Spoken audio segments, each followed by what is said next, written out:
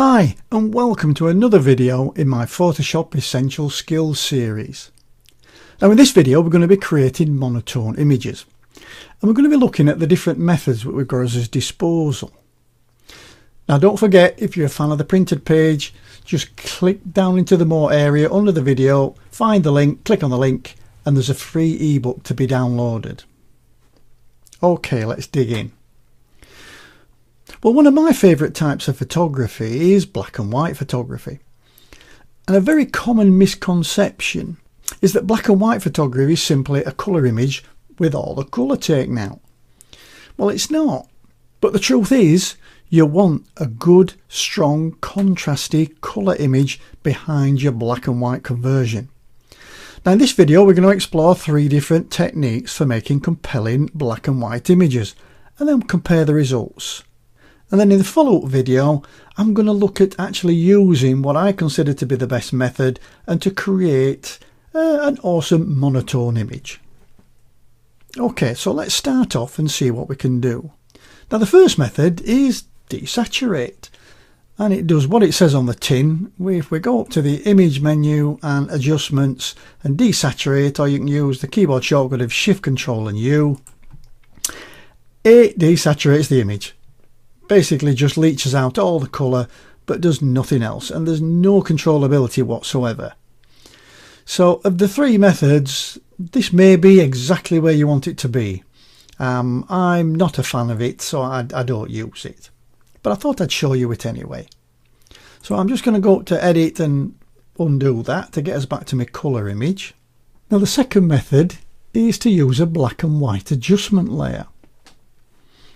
So let's go down and do that, and we do that from the bottom of the layers panel, and here we can see we've got this little black and white. This is your adjustment layers. So if I click on that, then I can go down and I can select black and white. And again, at first glance this looks exactly the same as before, but what we've got now is in the properties panel we've got access to all the underlying colours in these colour ranges. So I can move the reds, see if there's any reds in the image. I can try if there's any yellows. Is there any greens? Not a lot in this one. What about cyans? Well, there's some in the coat, some cyan, and there's probably going to be some blues as well. Yeah, there is. And magentas, no, not in this one. But you can see what I mean. You've got actually access to change and create your own very contrasty image. But it's dependent on what colours are there and to start with. So if you have a pretty bland image, then you're going to end up with a fairly bland black and white image. But if you've got some nice punchy colours in it, you can actually attack those colours. Okay, so that's number 2. So I'll just drag that in the bin. And we'll look at option number 3. And option number 3 is a completely different approach to creating black and white images, and we can use what's called a gradient map.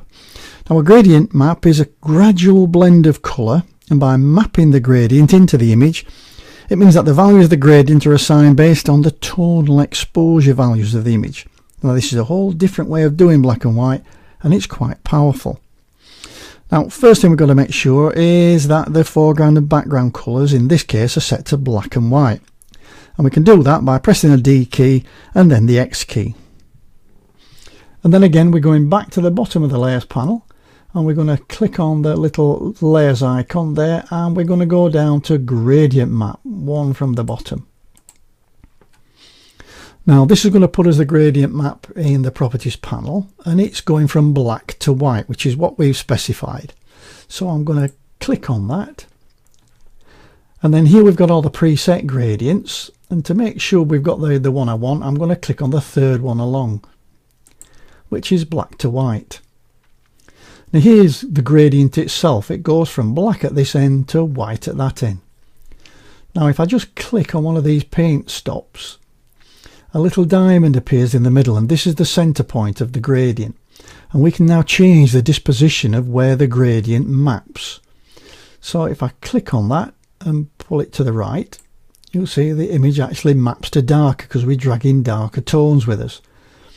And if I click and drag it that way, it'll lighten the image up. So you can actually do quite a lot by just deciding where you want to be with this. And you can, if you want, get quite arty. You can make your own gradients and apply them, or you can try some of the colour ones. Oh, that's a bit of a shock. And we'll try that. Well, that's not bad. Yeah, you can actually get... Oh, no, that's not much good. Oh, there we go. So you can actually get quite artistic with these. Right, okay. I think we'll stick to as black and white just for this one at the moment. So that's it. That's number 3. We can use a gradient map. So I'll just click cancel to come out of that. And then I'll drag that in the bin. As I've said in the printed tutorial sheet that comes along with the video, there is no right or wrong way. There's just whichever way suits you best, suits your workflow. There's pros and cons of all 3 methods, and I've put a little example in the printed tutorial of Desaturate, the black and white adjustment, and the gradient map. Well, that's it for this video. Stay tuned for part 2, where I'm going to explore my favourite method of creating awesome monotone images. I do hope you liked this one. If you did, give me a thumbs up or leave a comment under the video. Or please feel free to share it with friends. Now don't forget to check out the more area under the video for the link to the free ebook that accompanies this video.